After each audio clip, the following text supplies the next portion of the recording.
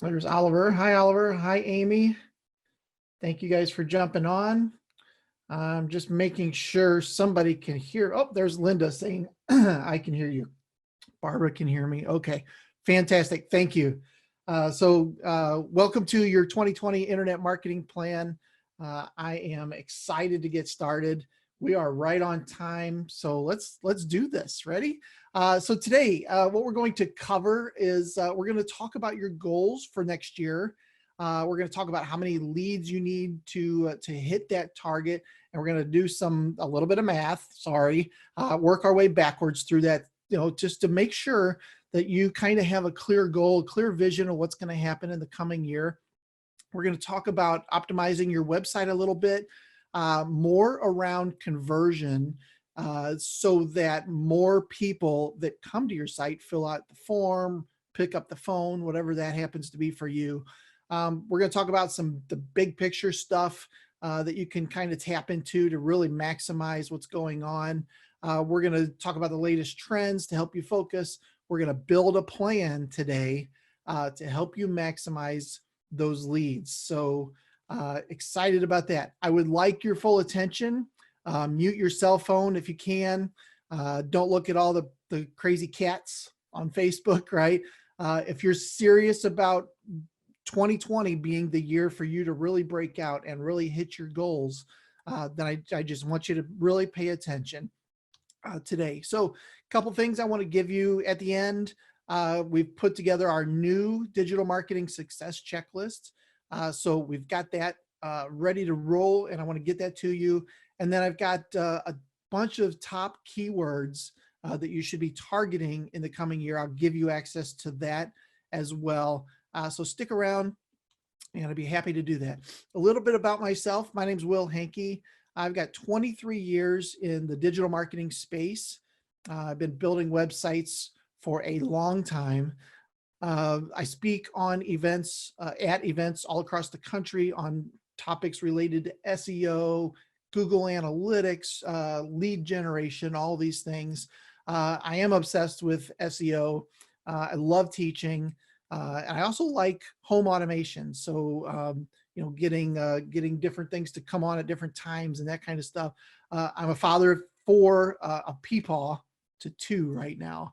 A little bit about my business. It's called Window Treatment Marketing Pros. We are veteran and family owned. We have hundreds of clients across the US. We do web design, hosting, and primarily marketing. We specialize in obviously lead generation and search engine optimization. I've been in that industry for quite a long time. So let's jump in and talk about your plan this year. So first thing that you need to do is go download the workbook, and you can get that at wtmarketingpros.com/workbook. And this is a Google Doc, but it's a workbook that'll go along with everything we're doing today. If you're logged into Google, you can actually just do file, make a copy, and you can start editing it right there on your screen. You don't have to print it out. You don't have to do anything else. You can start typing right there after you make your own local copy of that. If you are not logged in, then the only option they'll give you is download. And in that case, you could download it as a Word doc or a PDF, print it out, and follow along that way. If you do Word, you can actually fill it out right there in Word as well. PDF, not so much, but want you to get the workbook. So wtmarketingpros.com/workbook will get you straight to that page. And we're going to go through some pretty cool stuff today. So want you to take some notes.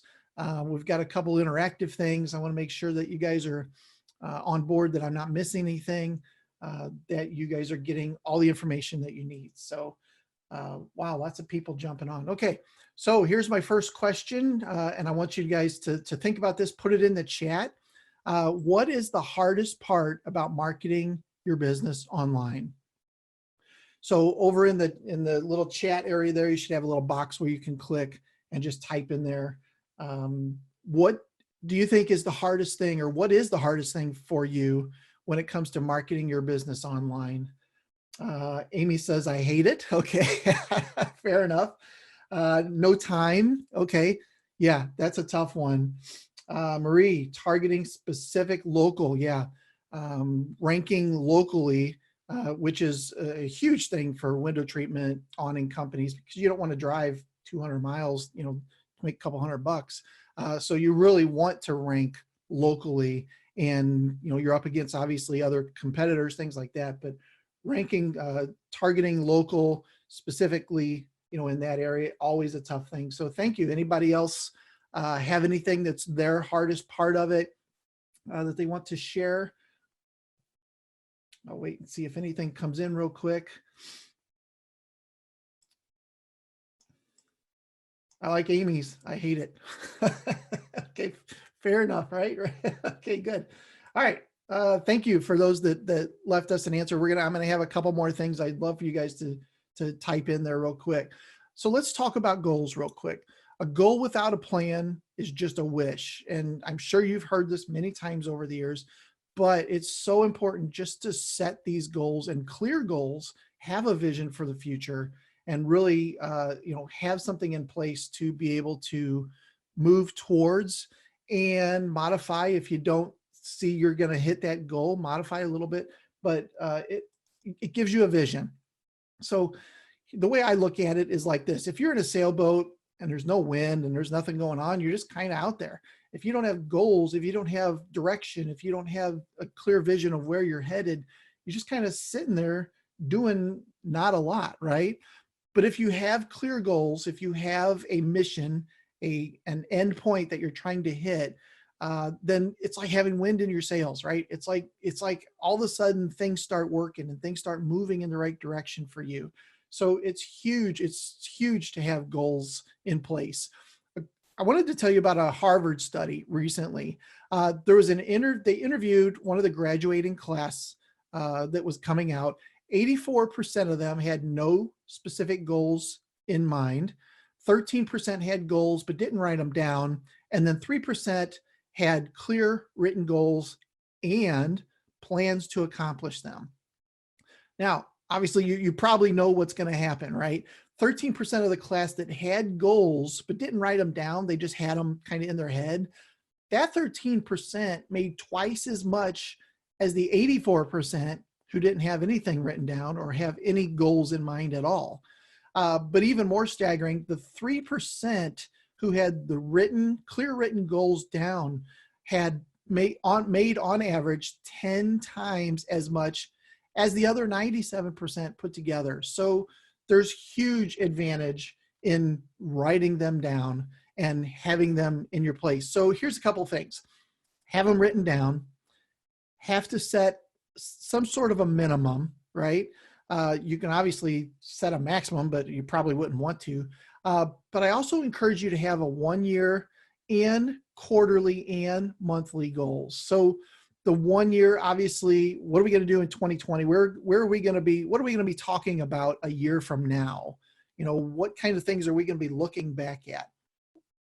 The way to break that down, obviously, quarterly goals and monthly goals, there's tons of way to do this. I love writing them down. I put them on my whiteboard so that I'm clear every day, what I'm doing. But the other thing is you have to have a stopping point. So you have to have a point where, excuse me, where you stop and look back and say, are we on target? Or is our trajectory correct?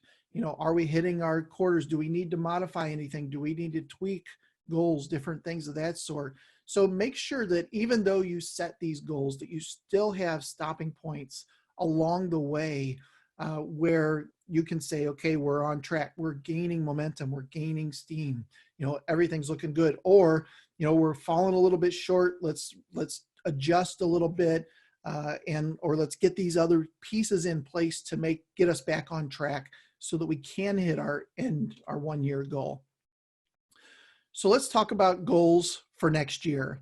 And probably the reason that you're on the call today is for this exact thing. So some things we need to cover is, what is your revenue target? You probably have a pretty good idea of what you've made this year. And if not, you will very soon, right? Break that into, divide that by 12 and see, okay, if our revenue target for next year is this, how much is that per month? And I'm going to give you an example here in a minute. But this is in your workbook too. So make sure if you came on a little bit late, that you go to wtmarketingpros.com/workbook. Download that workbook so you can work along with us here. We're going to talk about average transaction value. How many leads are you going to need in order to hit your revenue goal? And then how many calls is that going to require, right? So we'll start to put these answers in the workbook. And if you kind of know those numbers, you can start to work those out.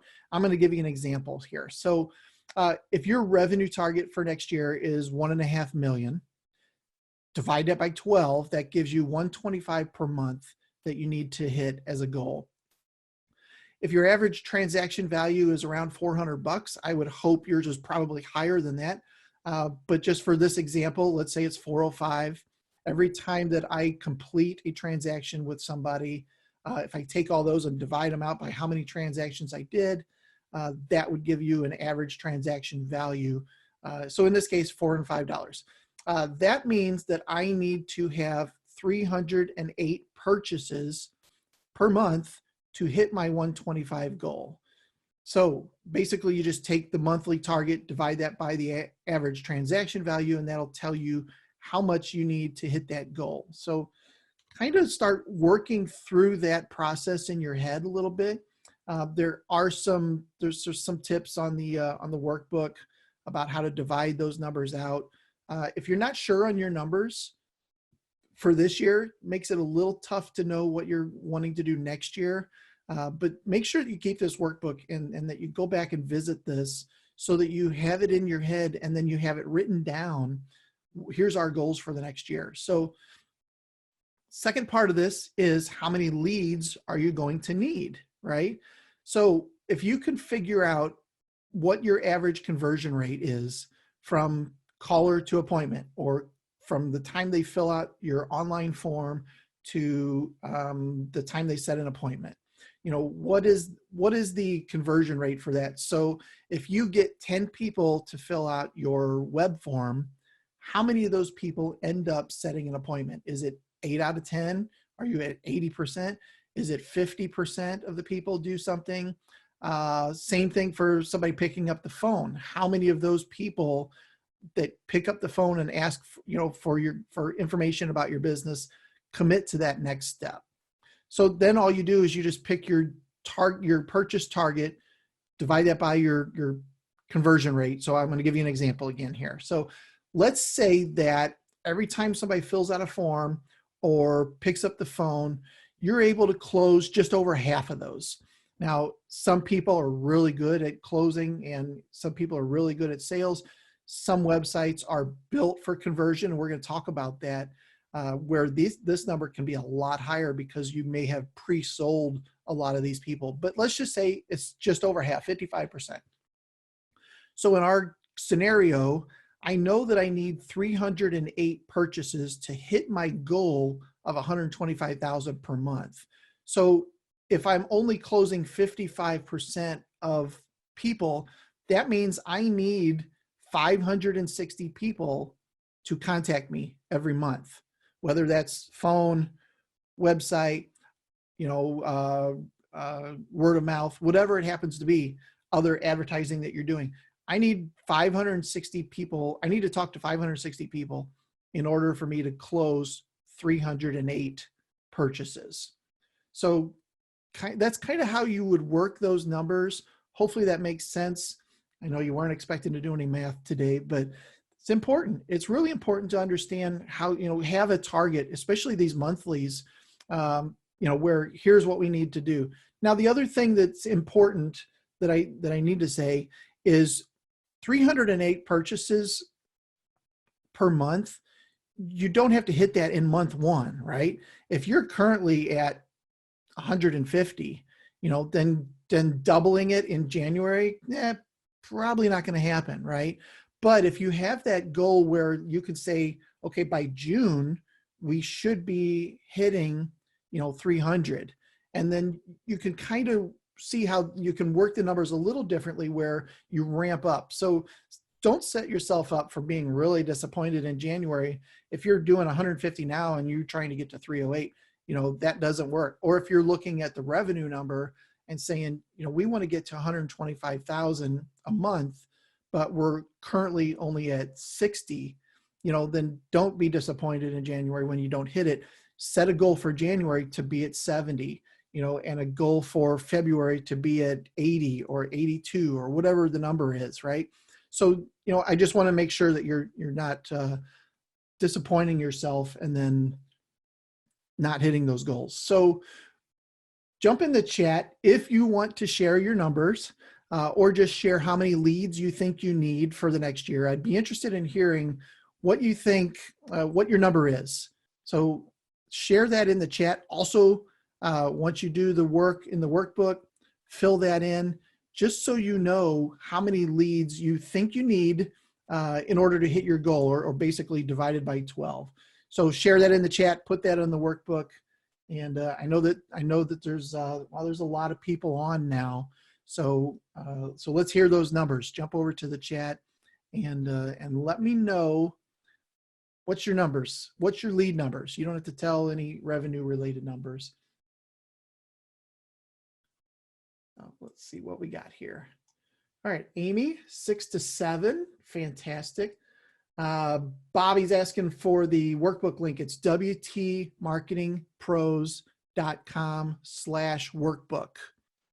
That'll dump you right to it. Marie says 20, fantastic. That's good. So yeah, thank you for sharing. Love that you guys are kind of working this out and working these numbers out and have something in mind. John says 13. Okay, good. All right, let's press on, shall we? Bobby, let me know if you're unable to get the workbook downloaded, but that should do it for you. wtmarketingpros.com/workbook. And then what you can do is file, make a copy for yourself that way. All right. Let's talk about the fundamentals for business success. Really, there's 3 pieces.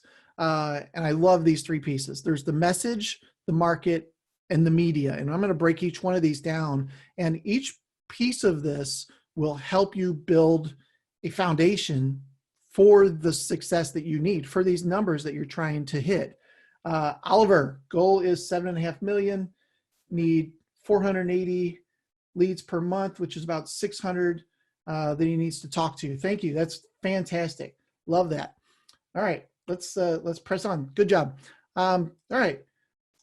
Oop, going too fast here. All right, so let's break this into parts. First, let's talk about the market, or who it is that you're trying to target and who you need to target to get to these numbers. First thing is you need to know who your ideal customer is. And it's funny, for the first couple of years I did this, I talked about knowing who your avatar was or your target market, and I didn't do it. You talk about it, but you don't necessarily do it. And when I finally decided I need to go through this process and find out who these people are, my business skyrocketed, quite honestly, because what you can do is you can start to get really specific and get to know exactly who your buyers are and who these people are, what they do, what are their different pain points, that kind of stuff.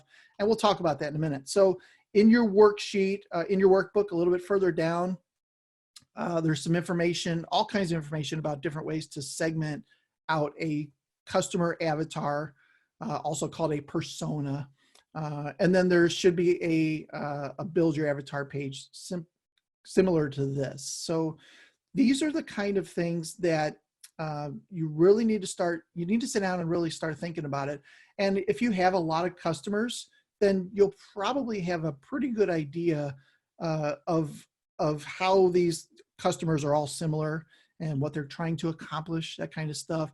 So demographics could be typically female, they're typically married, they make this much, they're very reliable people, they're occasionally male maybe, but you can start to really build on who is the average person that is coming to us for business.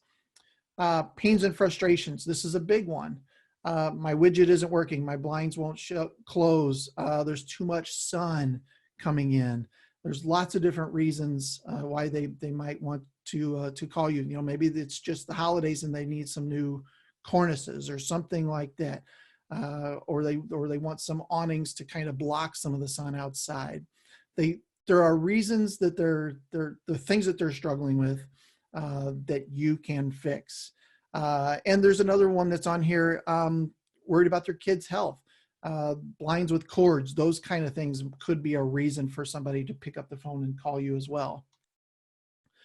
Fears and implications. What kind of things are they thinking about if they don't resolve this issue? And also if they call the wrong company, right? Or they don't get the right work done, or the work is done faulty. You know, these are things that they worry about. The installer doesn't show up on time, doesn't take his shoes off, or, you know, might mess up the carpet. You know, there's lots of reasons, not having parts, not showing up on time. I think I mentioned that already. Being overcharged, you know, that's definitely something that people think about as well. Goals and desires is kind of the opposite. What kind of things are they hoping to resolve? Obviously, you know, getting the blinds fixed, something like that. Taking care of family. Maybe it's somebody that works nights and wants to sleep during the day, and they need some sort of darkening, right? These are the things I just want to sleep better. You know, obviously successful kids, they want to travel more, things like that. Maybe don't make as much sense, but definitely something we're thinking about. Maybe around motorization. It's a big thing right now with looking like somebody's home when they're not. You know, lots of different reasons, right? Here's the thing. If you can see Joe Smith through Joe Smith's eyes, then you'll know how to sell what Joe Smith buys. Isn't that cute? But ultimately very, very true. So that is kind of understanding your market. And I know I went through it a little bit quickly, but it's definitely a good exercise to do in your workbook, and make sure you start thinking about who that person is. And like I said, if you've done a decent amount of business, you probably have a pretty good idea of who that key customer is and what they look like as far as on paper, and the same kind of thing. So I'm going to grab a drink here. Haven't had enough go-go juice yet. So, all right. So if you have any questions, make sure you pop those in the chat, and I'm happy to answer those. So let's move on to the message. So the message is what you're saying to this audience. So in your workbook, write down, why should your avatar choose to do business with you versus a competitor? Now, a great answer is, well, we're better. But why should they, you know, is there something that you do that's different? Is there something you do that's better? Do you have more education? You know, there's lots of different reasons why they should. And then the second part is, what benefits do you offer to that customer that they'll resonate with? So if we're going back and looking at pain points, solutions that they're hoping to hit, you know, these are things that you can write in, but write them in as a benefit and not as, you know, a product or a service that you offer. Turn the words around so that it is written in a way that they see it as a benefit. You will no longer have the risk of a child choking. That would be a benefit. Versus just saying you'll have blinds without cords. So talk to it as the benefit, as a better way to do this. Move this over here. And then we mentioned earlier pain points. What are different pain points that you can poke at? You know, not outright make them mad, but if you can bring these things up to them in a way that's not confrontational, they'll resonate with these things, and they'll say, wow, you know, you're right, I really do need to get this fixed, or I do need to go ahead and pick up the phone and call. So write down a couple pain points that you think that you could then, when you're creating a message, that you could poke at, to just kind of remind them, here are some things that, are currently making you uncomfortable, and bringing them up will help you with your message. Here's some ideas for you. Same day service, free estimates, trustworthy staff, in-home consultations is a big one. So they don't have to get out and go anywhere. We'll come to you. State of the art, we've got iPads or something, and we'll bring samples. We'll be on time. We give a guarantee. Lots of different reasons ways that you can say things that really resonate well with them. So while you guys are kind of thinking through those different things, I wanted to talk real quick about reviews. Google My Business is your business listing online, and Google is pushing that to the top of nearly every local search. I know that Marie mentioned earlier, dominating local. One of the things that you can do by far is to start getting reviews if you're not already doing so. And I wanted to make sure that I brought this up, that reviews are different than testimonials. Even though some people interchange them, testimonials are typically something you post on your website and say how great we are. And they definitely have a place, and they definitely should be online. Reviews are on the other hand, Google looks at them as reviews about your business on other websites, not yours. And the reason for that is your website you control, so you can say whatever you want about your business, right? So they don't trust it as much. But if somebody leaves a 4-star review on Google or Facebook or Yelp or Houzz or something like that, they're more likely to trust those reviews, right? So getting those external reviews is huge for your business. It also brings up something called social proof. And social proof is a phenomenon where people assume the actions of others in an attempt to reflect the correct behavior for themselves in some sort of situation. So an example, an easy example is if you write a blog post and there's no comments, people are less likely to leave their own comment, right? Or a Facebook post. If there's no comments, people are less likely to leave their own. But if they see that same post and there's 10 or 20 comments, they're more likely to leave their own. That's social proof in action. Another way to say this, this is a search I did this morning for Window Treatments Miami. And we've got Shades by Design, 4.8 average, 61 reviews. Biscayne, 5.0 stars, but only 5 reviews.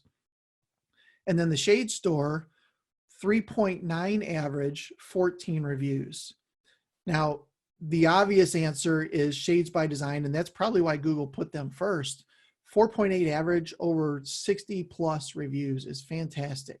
So this is another way that social proof kind of plays in your favor if you're getting those reviews. And if you're not, you need to be. So, I went too far. So if you're wanting to know kind of what is the landscape for my reviews, where should I be getting them, that kind of stuff, go to reviews.wtmarketingpros.com and you can get a free review score about your business. Just plug your business in there and it'll go out and do all kinds of fancy stuff. It'll give you a score. Okay, you're listed here, you're not listed here. You've only got 2 reviews here, you don't have any here, that kind of stuff. It's all free.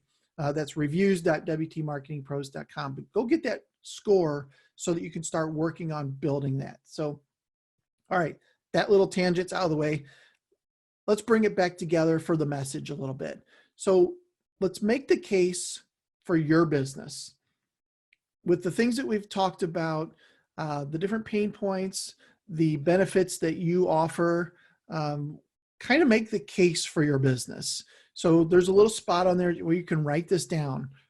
What is the thing that you do? Is it upfront pricing that's guaranteed or your money back? I love that one. We'll have the parts or you don't pay. That's a good one if you always have the right parts, right?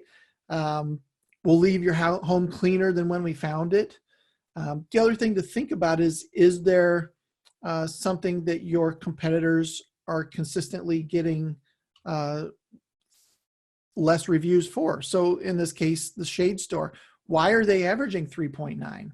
Why is everybody listing, giving them 3 and 4 stars? What things are they complaining about, or what is the reasoning for them not getting a 5-star review? And that might help you make the case for your own business as well. So put that down in your workbook, and that'll kind of help you with your message. So we know who we're talking to. We know what we're going to say to them. Now let's figure out how are we going to say it to them, right? That's the media. Now, there are lots of different ways to market your business, lots of different pieces that need to be in action. But at the end of the day, your website really is the hub of everything, or should be the hub of everything you're doing.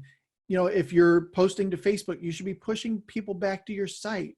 If you're posting on Twitter or doing YouTube videos, pushing people back to your website is by far the best way to go. So I want to talk about conversion and making sure that when they get to your site, there is a clear next step for them. We typically in marketing world, we call this a call to action. What is the call to action? Here is a client of ours, Sunshine Drapery. Clear call to action right here, in the orange button. Where's my mouse? A bright orange button. And if you scroll down the page, you'll see this button, schedule a complimentary appointment, follows you. You'll see it in a couple locations as the page goes on. But no matter what page you're on, there's always a clear next step, which in their case is to schedule that appointment. And probably the same for most of you. But having that clear next step is huge. Now, I've actually written a blog post for this too. If you want to learn a little bit more about calls to action, it's at wtmarketingpros.com/CTA. Check that out. It gives a ton of advice on how to do it, different ways that you can do it. Why do you need it? How often? And the other part of this is, go back to Sunshine, is there should be some testing involved in this. And I don't want to get too far off on a tangent, but there should be testing. If the orange button doesn't work, or you're not sure if it's converting it high as it should, try a blue button or a purple button or something, so do a little bit of testing. When you're building your calls to action, don't just put one up there and assume that it's going to increase everything. It may increase the amount of people that fill out a form, but you may have missed something that could have made it even better. So, all right, another thing, lead magnet. I've talked about this in the past. If you've been on any of my other training, lead magnet is huge. And a lead magnet is really just something that you can give away to them with nice amount of value in exchange for an email address typically. So couple examples. This is a checklist. If you have some sort of a checklist that you could do, this is for plumbers, but same kind of idea. Here's Sunshine Drapery again. They do a free design guide. So we actually wrote a design guide depending on room size, type of window, what are you trying to do, and there's this great guide that we wrote, and all they have to do is fill out their email, put that in, and they get that delivered to them immediately. So in their mind, we've delivered all this value up front. There's also the reciprocity thing going on here, where somebody gives you something, you feel more compelled to give something in exchange, right? Here's a company called Buy Costumes. We just had Halloween not too long ago. They just do $25 off your first order. This is a great way to get an email address. So some sort of a lead magnet, or some sort of a piece of content that has value that you can exchange, typically for an email address. So definitely worth making sure that you have that in mind, or that in place, because not everybody that comes to your website is ready to pick up the phone or fill out a form. Maybe they're just doing some research, or, thinking of ideas, or not even sure what exactly it is they need. So you don't want them to figure that out 2 months later and assume they're going to come back. If you can give them some sort of value up front, get that email address, then when they're ready to purchase, you're already going to be in their mind, which is a fantastic psychological advantage, if nothing else. Tracking mechanisms. So the obvious here is Google Analytics. That should be set up on your site at an absolute minimum. Google Analytics should be running so that you can start to see what's working, what's not working. And I actually did a webinar, a training on this, I think October. It's up on the site. But understanding Google Analytics, so not just having it running, but understanding a little bit about it. I did want to mention goals. This is something that you can set up in Analytics to track, for instance, how many people fill out your form, how many people download your lead magnet, whatever that happens to be. You can start to see how many people did this thing. And if we go all the way back to how many leads do I need, I know I need 13 leads this month, then you can start to track some of that in Google Analytics and see what portion of that came from the website. You can even track phone calls and things. We'll talk about that in a minute. But goals is really cool. So all you do is build a thank you page on your site, right? It's just thank you for filling out our form to get an appointment. Somebody will be calling you shortly, or here is the information. We'll be at your house Tuesday at 8, whatever it is, right? But the thank you page is a page that is blocked from the search engines. So the only way that a visitor can get to the thank you page is by filling out the form. It's the only way they can even know that page is in existence. So then in Google Analytics, what you can do is say, hey, Google Analytics, track every time somebody hits this page, because every time somebody hits this page, it's a lead. It's a check mark for me, right? And then Google can actually start to show you on graphs how many people, how many goals you hit, how many people made it this particular day. Then you can, over time, you can compare this to last year, same month. How did we do? Are we moving up? Are we down from last year? That kind of stuff. You can assign a monetary value to this. If you know what the average lead is, we talked about this earlier, you can probably end up adding some sort of a monetary value to that, factoring in that you don't close every deal. So, even though the way we worked our numbers, I think it was $405 average sale, but I only closed 55% of those. So my monetary value in this case would be $200 something, right? But you can definitely set those up and start to see online how your website is going. So goals is hugely important. Another thing that you can do is call tracking. We recommend a service called CallRail. And the cool thing about call tracking is you get a phone number. I'll use CallRail example. They give you a phone number. You can get a local number, so your same area code. That goes on your website and nowhere else. So that phone number, then every time somebody picks up the phone and dials that number, it forwards to your regular line, but it also sends a signal to Google Analytics saying, hey, the website just got a phone call.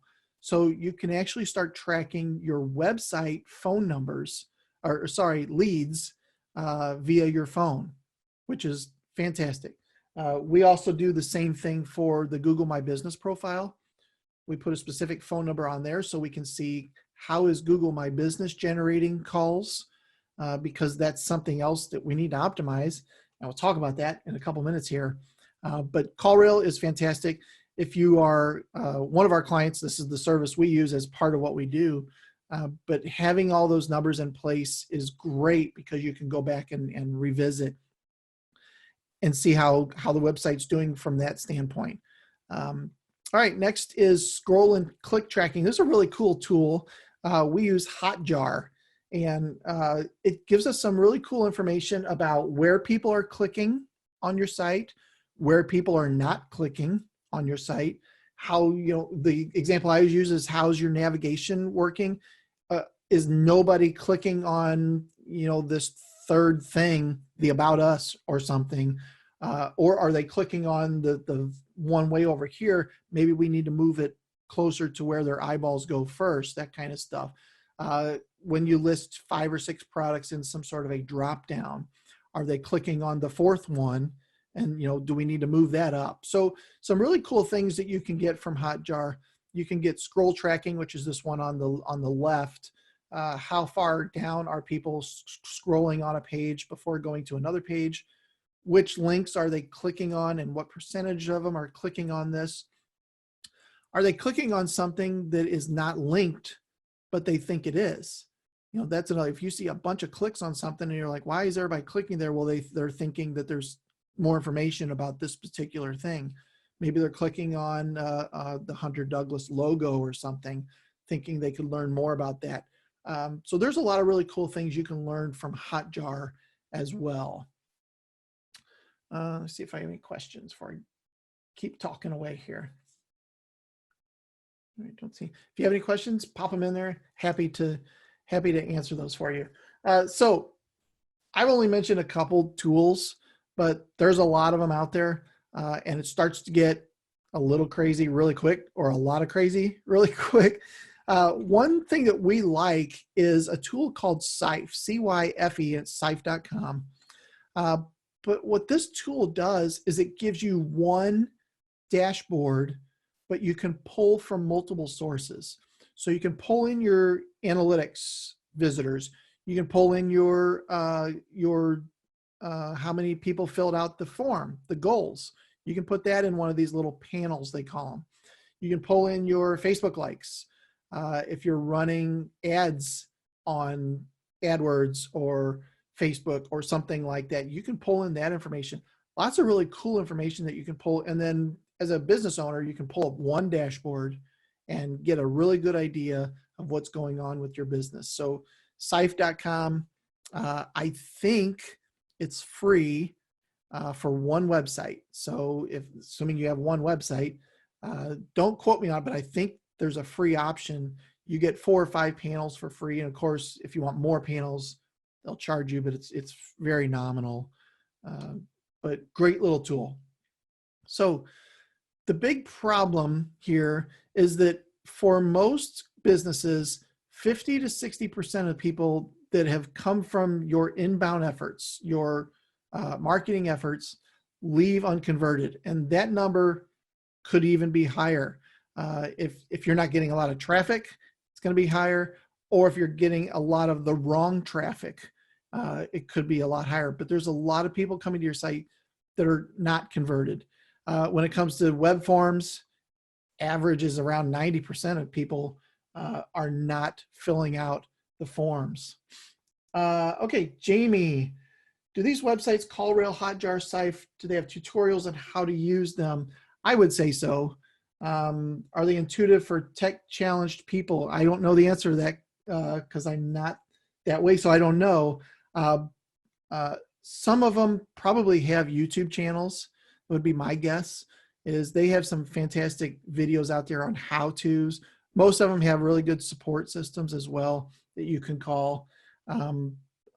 Yeah, sorry, I don't know a better answer other than I bet they do, if that helps any, Jamie. So back to leads. Leads that are not followed up within 15 minutes typically go cold. If you're using a service like Home Advisor, things like that, a lot of times they share a lead with a lot of companies, right? And in that case, the companies that call the lead first are the ones that are probably going to get the business or get a really good shot at the business. But even, leads that come to your site, people are shopping, people are very finicky when it comes to the internet. So those leads need to be followed up quickly. The average customer needs to be followed up with as well. So it's not just call them back once and leave a voicemail or something like that. It's possible that you may have to do it multiple times. So having a system in place that does that follow-up can really help you, and coming at them from multiple angles. So, today's consumer prefers text messages over phone call or email. I can say that my wife is a lot more introverted than me. She would prefer not to talk to a human, until she makes a really good decision. So text message, Facebook Messenger, the chat bot kind of thing, and even email. But any way that not interacting with a human right off the bat is definitely something that she prefers. So there's different people out there. Again, this depends on who your avatar is and what way they tend to communicate or like to communicate. But coming at these people from multiple angles can really help your business as well. So some of the things you can do is obviously leverage marketing automation within the first couple minutes via a couple different methods. A lot of you that signed up for the webinar probably got an email, a voicemail from me. So that's a form of marketing automation that is put in place to follow up with somebody that did something. But having those different ways of following up with people and then automating as much as you can so that they're touched, a couple times or in this case, 5 times in a couple different ways. When we're talking about text messaging, there are some services, and CallRail is one of them, that actually lets you text them and be able to then get an alert on your phone if they do reply via text. So it's very important to make sure that the two-way texting is an option. I'm pretty sure CallRail has that. So simple math. If you have 100 leads, we're just going to use that as a baseline, and your average conversion rate is around 30%, no follow-ups, then that means you're going to get 30 leads. If an average ticket value in this case of $650, that means 30 jobs is worth around $19.5. If you're able to then build in some different automations and just follow up with the same people that are already coming, the same 100 people in this case, and your conversion rate can skyrocket. You can, in this case, your conversion rate goes to 70. That's 70 jobs booked. And that's a difference of what, 45 grand. So over double in revenue just from having built some of these automated things that can start to follow up with people. Because we're busy, we're small business owners. We're in a lot of the current jobs that are going on. We're helping with those, making sure they're in place. Leads that come in and drop off are potential revenue that oftentimes we just forget to get back to, right? Or we do it too late. So, just doubling the amount of follow-up that you're able to do and automating as much as possible, so it's not a lot more time out of your day to make it happen, can really positively affect your bottom line, which is obviously good, right? So just by doing this, it makes every lead that you generate a lot more valuable. We didn't change the number of leads that were coming in those 2 examples, but having those systems in place really made every lead a lot more valuable. So what are 3 things that you can do on your website? If we go back to the workbook, what are 3 things that you can do to implement on your site to encourage more people to convert? Do you have clear calls to action in place? Do you have a call tracking mechanism in place? What are 3 things that you can do? So start thinking about some of those, put those in your workbook. Go through your website when you get some spare time. Try to go through your website in the mind of your avatar and not as the business owner, right? Because you're going to be blind to a lot of things. But if you do it as the avatar, then you'll probably get some pretty good ideas. Another tool you can use is Usertesting.com. I don't have a slide on it, but Usertesting.com, you can actually go out, and it's a service you have to pay for. But you can say, here are my demographics. If you match this demographic, then do these steps. Go to my website, go to Google, type this in, pull up my website, tell me what you like about it. What do you think you should do next? Or what do you think about the header? Try to find some pictures of a living room. Try to find our blinds and shutters page. Do all these different things. So you can do this through usertesting.com. It's been a little while since I did it, but I think it's like $100 per test. So it's not cheap, but the tester, the person that fits your demographic that does it, records it, talks the entire time. There's been some pretty painful ones that I've watched over the years of people trying to stumble through a website to find whatever their task is. But if you can get past the fact that they're stumbling through your site and take that as positive feedback, you can really build your site into something that is just fantastic. So that's usertesting.com. But anyway, 3 different conversion elements that you maybe can implement in the coming year to really start just bumping those percentages up a little bit. Write those in there. So far, we've kind of decided on a clear goal. We know your revenue number. That means working backwards, like Oliver said. If this is our revenue number, this is how many leads we have coming in on average. That means we need to talk to this many people. We got our clarity around market, message, media, the who, the what, and the how. We made sure that our website is optimized, set up some of these different tracking things, have a dashboard to keep an eye on the results. Because if you're doing all this and not keeping an eye on it, you're missing a huge part of it. The great thing about digital marketing is everything is trackable, right? So you always can track what's working, what's not working. So let's just real quick talk about a couple takeaways. I've got a little bit more to share, but what is something that you've learned so far? What's something that maybe you noticed as I was going through it? Is there anything that you'd like to share? Any specific thing that sticks out that we need to look into this, in the coming weeks? Put that answer in the chat. I'd appreciate, anybody putting anything in there that you want to share that you've, that is really going to help your business in the coming year. So I'll give you a minute to think of that. Put that into the chat there. Let's get my windows moving around here. I'm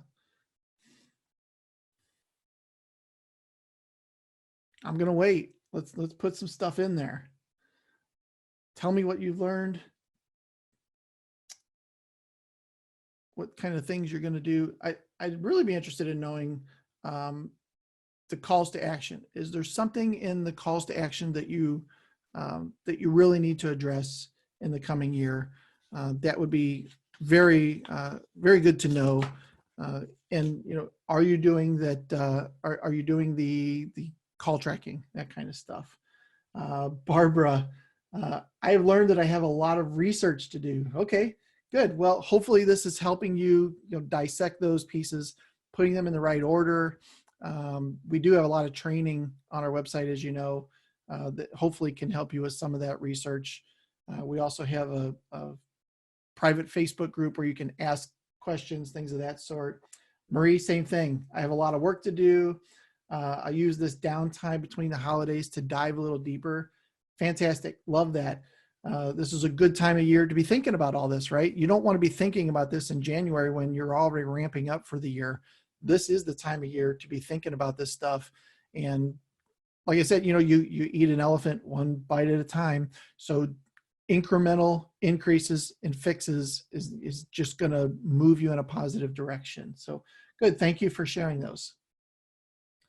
So all of the things that I've gone through so far are part of what we call our digital dominance method. And I actually did a webinar on this a couple months ago that you can find on the website too. But having all these different pieces in place is going to be huge. But can you just implement all this? No. But if you were to really start putting these pieces together, you are going to dominate your area. There's Bobby learned a bunch of new tools that I need to start putting in place some sort of policy or guide for our marketing? Yes, that's fantastic. Amy, I've learned that I won't do this because I don't want you. I need you to do it. All right, Amy, we can do that. That's not a problem. Yes, thank you. Thank you guys for sharing. I appreciate it. So for 2020, here are some things that you can do. Obviously, there's a lot of stuff here that you can do, but here's what I encourage you to do. Pick one thing. Don't think that, oh my gosh, this is so much stuff, we're never going to get it. We're never going to get there. Pick one thing. And if you are not sure what that one thing is, I'll recommend this, and I already talked about it earlier, and that's optimizing your Google business listing. Google.com/business. Make sure that you have claimed your listing and that you've put in your hours, that you add some pictures. And there's some tricks to doing some of that too.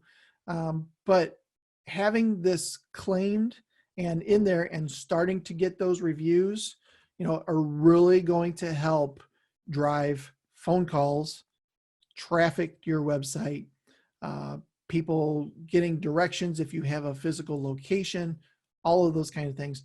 There are a ton of places to get reviews, and Google watches these other sites. So you don't have to just get reviews on Google.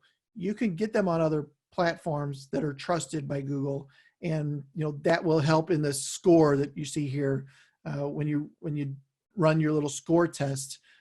All of these different things will help in that. But starting to get those, optimize your Google business listing is a great way to start. So a couple other things that I just wanted to touch on, because I know that these are questions that always come up. What about social media? We had a really good training session about 6 months ago with a lady named Karen Fox, or Karen the Connector, and she did some great training on how to leverage social media for more leads. Here at our company, we don't think social media is an immediate need. And I'll also talk about the next one, pay-per-click. We think these are important, but we think they're supplemental to what you're doing, and that optimizing your site, optimizing your Google business listing, these things are priority before you start worrying about getting into social, putting money into paid ads. They're not bad things. They're just things that need to be done after other stuff has already been done. I did a huge pay-per-click training last month, and it was really good. So if you want to learn more about that, around how to do it, what should your budget be, how to pick keywords, what are negative keywords, we went through a lot of stuff in there. So all of that is, of course, in the training session as well. But all of this is in there, including our training on the digital dominance method. So tell me real quick, what are your top three?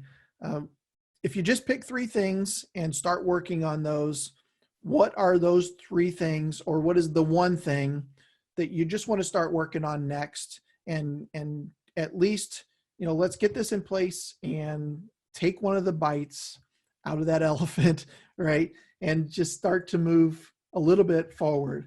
Bobby, one part I'm still trying to figure out is the reviews, how to get people to do them. Everybody says they will, but they don't. You're right. Getting positive reviews, not easy. Getting negative reviews, fairly easy to do, but that's not the ones you want.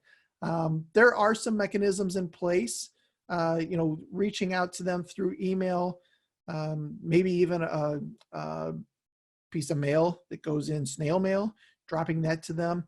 The only problem with that is if they fill out, oh, we really love your company, and they send that back to you, you can't really go put that online because they're not doing it, you are. You can still use it as a testimonial, and you can put it into the review program if you have one locally, but getting those, so the snail mail thing's okay, not the best result, but getting those reviews, not easy. Not an easy thing to do. The other thing you can't do is you can't incentivize the reviews. So you can't say, hey, leave us a review and we'll give you a $25 Applebee's card or something like that. What you can do is leave us a review and be entered into a drawing to potentially win a $25 Applebee's card. So there's no direct incentive there. It's kind of a loophole, I guess. But there is a way to do that. We have a client that does that, and then everybody wins. So it just happens that everybody gets drawn for that. But you can't directly incentivize reviews, but there are kind of ways around that. But yeah, getting reviews is tough. Marie says website homepage, requesting more reviews, and a client consult packet. Oh, I love that. That's a great idea. That works great into the whole follow-up thing, getting them something and really delivering value even before maybe you even show up, right? Just having something delivered, whether that's through email or digital, or it shows up in their mail and wow, hey, excited to see you next week. Here's some stuff to be looking at. That's great. That's fantastic. So thank you. Thank you for sharing those as well.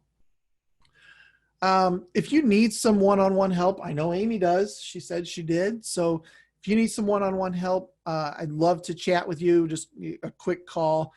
Nothing, no sales pitch or anything like that. Go to wtmarketingpros.com/strategy. Love to jump on a call and just talk about your current situation, how we can help, what different pieces need to be implemented, put into place for you. Really a quick recap. You should have a clear goal. Once you finish this workbook, you should have a clear goal, a clear target for next year. Hopefully you have more clarity around the market, message, the media. There are things in the worksheet for that as well. Optimizing your site for conversion, setting up some tracking, understanding the things we're doing, making sure that they are having a positive impact on your business. And of course, making 2020 the best year ever.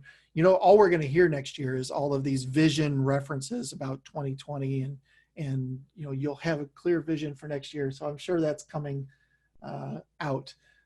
Jamie, okay, to be real, I would much rather leave a personal note or send an email rather than have a published review that is on the internet. What if I misspell a word, use bad grammar, don't proofread it? It's something that makes me uncomfortable. Yes. And from a consumer standpoint, this is probably one reason that people don't leave reviews. Unless of course it's a negative review, then they don't seem to care, right? But thank you for that, Jamie. I do appreciate that. There are people that no matter what you do, Bobby, to please them, they're just not going to do it, right? But there are other people that maybe just needed to be prodded and maybe need to be prodded several times in order to get that done. So a couple things I want to give you. Our new checklists, wtmarketingpros.com/checklist. That will dump you straight to that. It's a 2-pager, but it has some fantastic things in there about getting direction, getting focus. And here are some things that you need to do. Marie's got a good list going already, so that will help a little bit more. And then keywords, wtmarketingpros.com/keywords. So I've got top keywords for window treatments, for signage, and for awnings. So you can choose any of them. If you do 2 of them, grab 2 lists. I don't care. But go there. You don't have to plug in your email or anything. These are all just free because you guys joined today. I do definitely appreciate your time. So any questions, anything that I haven't covered, anything that you want a little bit more information about, pop that into the chat. And what was the first link? The first one was /checklist, and that will take you to this 2-pager. This is a link to the Google Doc that I've written. So we're actually planning on expanding this. So if you keep that link, bookmark that, over time, it's just going to grow. And the great thing about a Google Doc is everybody sees it that has access to it as soon as we start to add things to that. So /checklist and /keywords will get you to those 2 items. So that help you, Marie, hopefully. Okay, any questions? Anything else that that I can help you with? This is your opportunity. You've got Will in front of you, and happy to answer anything about anything that we covered today. I would definitely appreciate it. If not, thank you. Go to wtmarketingpros.com/strategy, set up a session. It dumps you straight to my calendar.